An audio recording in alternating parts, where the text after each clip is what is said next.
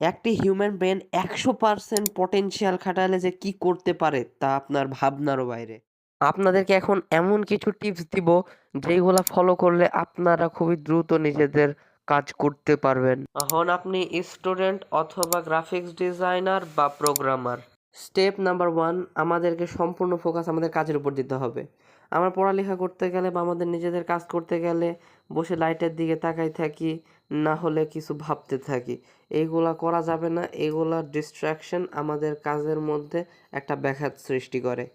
এইটার থেকে মুক্তি লাভের জন্য আমরা একটি সেপারেট রুম বাছাই করে নিতে পারি, যেখানে আমরা ছাড়া অন্য কেউ থাকবে না এবং আমরা সঠিকভাবে নিজেদের কাজটি সম্পন্ন করতে পারবো।